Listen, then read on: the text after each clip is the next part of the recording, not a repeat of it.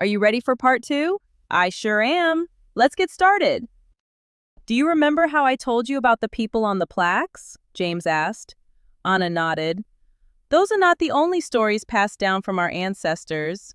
People tell their children stories of a time when we were free. Most mortals understand the reasons why we are here, but others don't.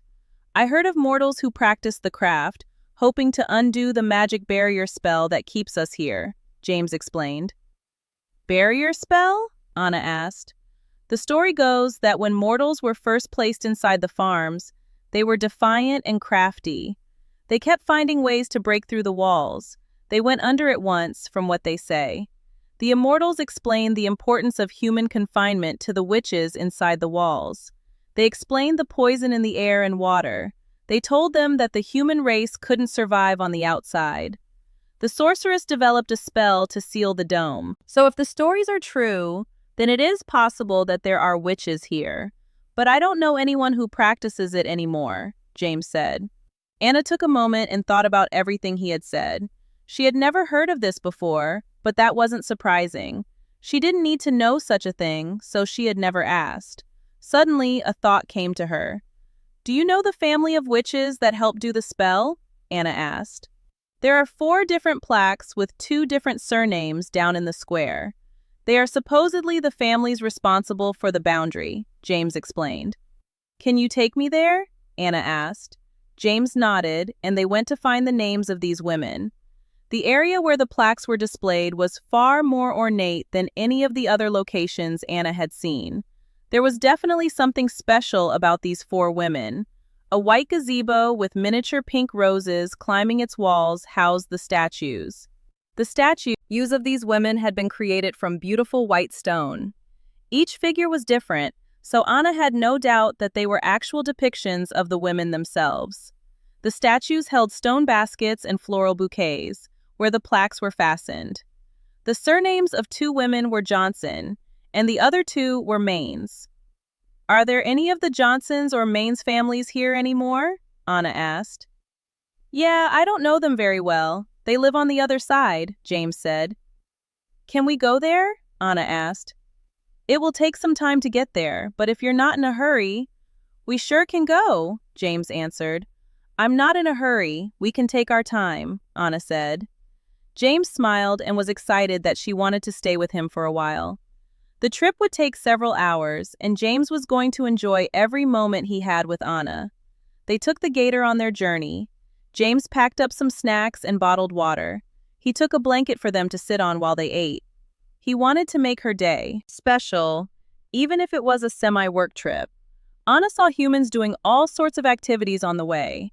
A group of ladies stood stirring a large cast-iron kettle dangling over an open fire.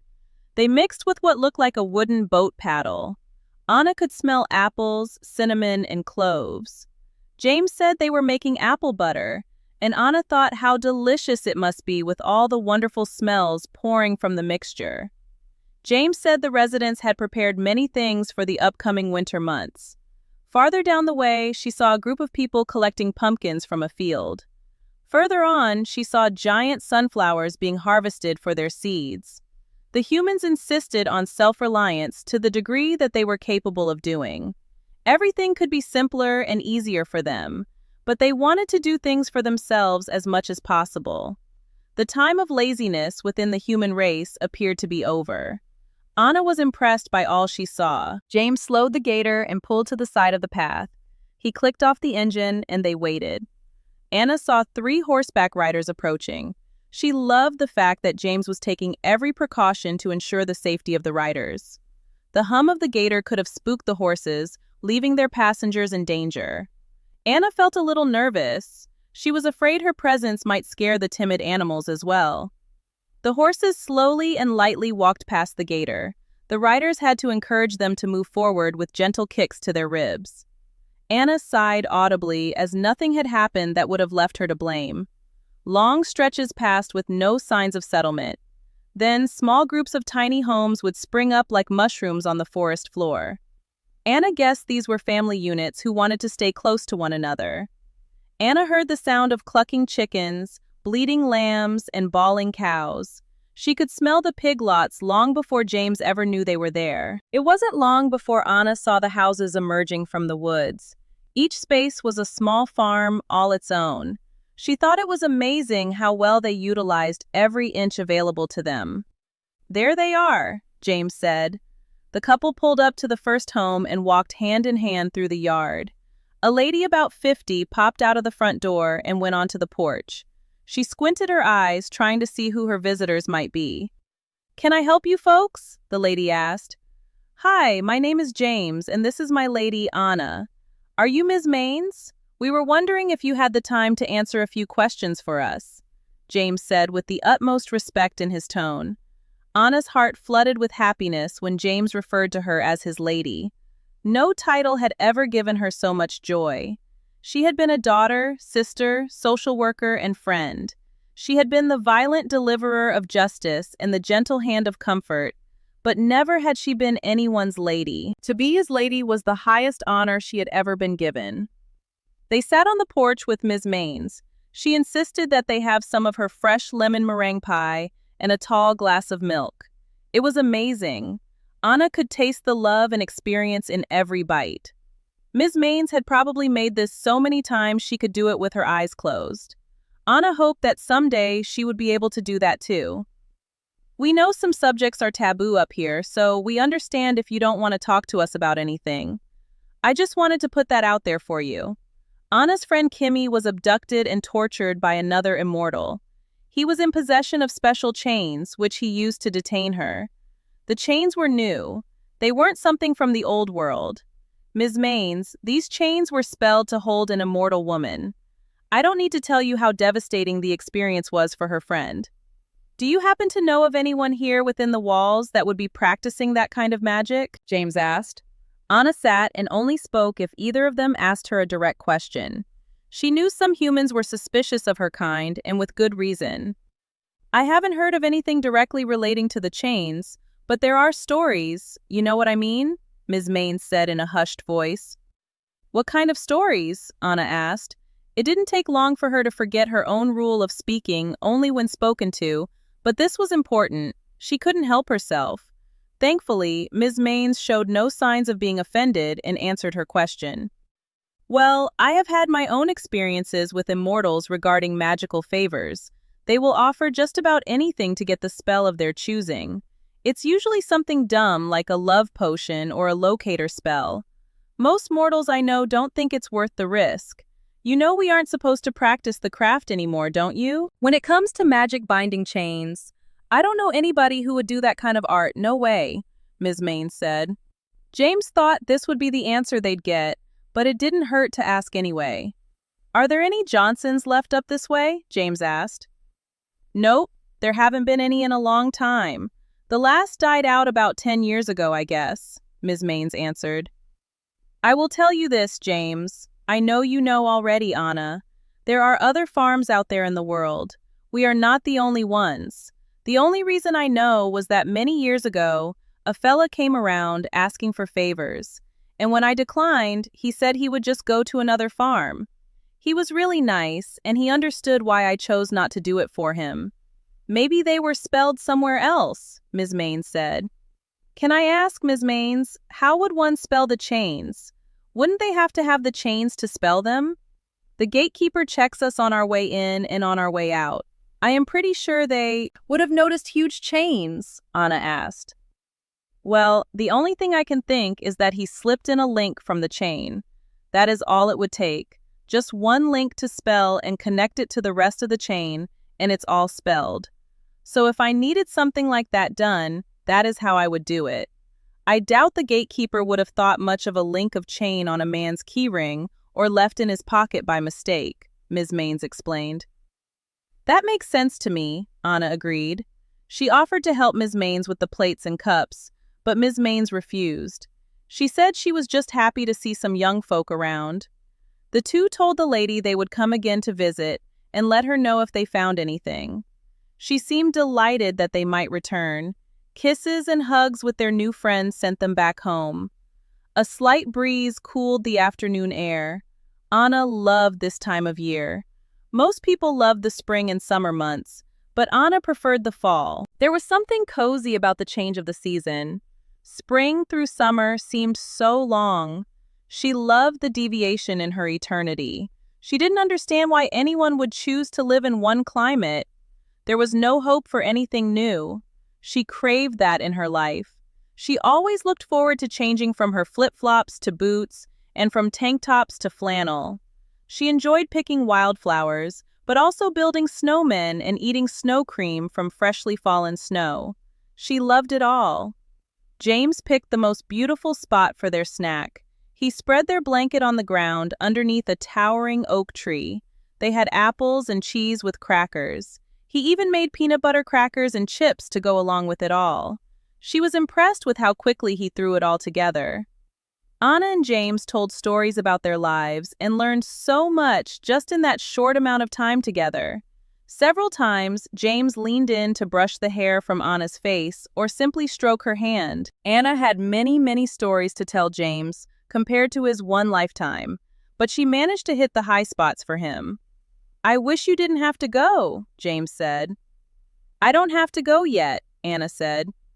I wish you didn't ever have to go," he confessed. Anna knew precisely how he felt, and it made her heart ache to think of leaving him even for a short time. "We could make this work if you wanted to," she whispered. "I don't care what we have to do. If you say you want me, I do so want you. Forever.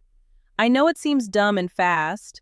I can't explain it, but I can't think of anything but you ever since we met. I can't sleep at night thinking of you, and when I finally fall asleep, you are with me in my dreams. I wake with a need for you that you can't understand," James explained. "Oh, I understand all right," Anna said. She hoped she knew what he meant by need. She knew if it were like the need she felt for him, it was all-encompassing. It burned in her loins and made her stomach lurch in her belly. It was physically painful to miss him. How was this possible? How did she need this man so much after such a short period of time? She didn't know, but she didn't care either. She was complete by his side, and she wouldn't lose that feeling. She had waited several lifetimes to feel it. Anna rose to her knees and moved even closer to James. She leaned in and kissed him. Her tongue danced across his lips slowly, seductively. She felt James's body tremble until he gained control of himself. He flipped her quickly onto her back on their makeshift dining table and kissed her passionately. He trailed kisses across her cheek and down her neck, making goose pimples appear on her skin. His hands roamed her body like he was starving to know every curve. Anna was so delirious with desire that she could only submit to his will. She ran her hands across his shoulders and traced the muscles along his back. Every muscle was tense with anticipation. Everything was comfortable and natural between them. There was no awkwardness at all. Anna had always been so insecure in intimate situations, but not with James. Somehow, she knew it was real, that there was no need to be embarrassed or try to hide from this man. He owned not only her body, but her mind, heart, and soul. The pairing of the two was nothing like anything either had ever experienced. Anna's tears ran down her cheeks, and waves of exquisite pleasure flooded her body. James's body was as still as stone when he came to fruition. They lay in the comfort of their bond for what seemed like forever, soaking in every memory of each other. They lay together in the lazy autumn air and talked more about intimate moments in their lives. Even though Anna never wanted to leave this spot, she thought they should go back to James's house before it got dark. She was no better than her mother. She worried incessantly about his safety. He was well equipped to handle this mountain, but she still saw him as a fragile human.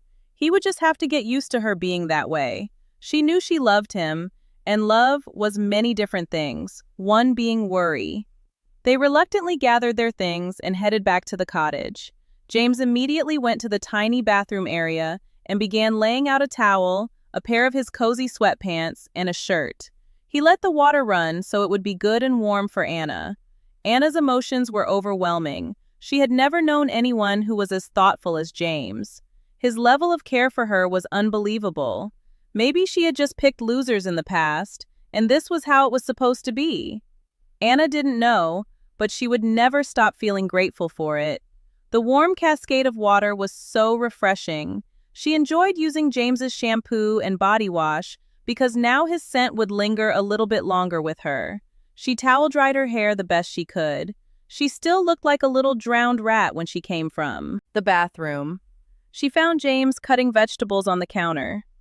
"Next," Anna said playfully. "No way, are you nuts? I may never shower again," James said with a chuckle. "Oh, I hope you do," Anna said. She made a smelly face and held her nose for emphasis. "Well, not today," James said defiantly. Anna blushed. James had put a notebook and a pen on the counter across from him. He kept preparing their dinner while she jotted down all the details they had collected about Kimmy's case so far. Of course, they knew very little, but anything was better than nothing. Anna gave her mom an extra call just to stay in her good graces. Renee was very pleased that she had that much respect for her delicate feelings. James prepared pork chops and grilled veggies outside on the deck, while Anna put together her mom's famous chocolate layer cake. She had always watched her make it but never attempted it herself. She hoped it was fit to eat. James assured her it would be delicious. She knew he would never hurt her feelings. He would lie if he had to. It felt like they were a little family while they did the mundane task of cleaning up the kitchen after their meal. Anna washed and James dried the dishes. Anna paid close attention to where everything lived in the kitchen so that he didn't have to help next time. Finally, the couple sat and watched a movie while snuggled up on the couch. It was a perfect day. Time flew by much too quickly for both James and Anna. It was approaching time for Anna to go, so she sent a quick text to her mom, letting her know she was on the way. The goodbye felt as though Anna's heart broke, even though she knew she would see him soon. James wanted to walk with her to the bridge, as he had done before, but Anna insisted he stay home. "It's going to be hard enough to go as it is. If you walk me there, I won't want to go at all," Anna said. "Then don't go," James said. He wrapped his arms around her waist and held her tightly. His devilish grin was adorable. "No, there will be none of that," Anna said. Anna wiggled free from his grip and giggled like a child. She smacked at his hand playfully. She kissed him lightly and headed to the door. "I will be back in the next day or two, I promise," Anna said. "Please do. I miss you already," James said. He did the thing again, where he breathed her in before she left. She felt loved and full of hope. She couldn't wait to see him again. She missed him already. Oh, what a great pair Anna and James make. I can't wait to see where this all goes. We will continue next time. Until then, bye for now.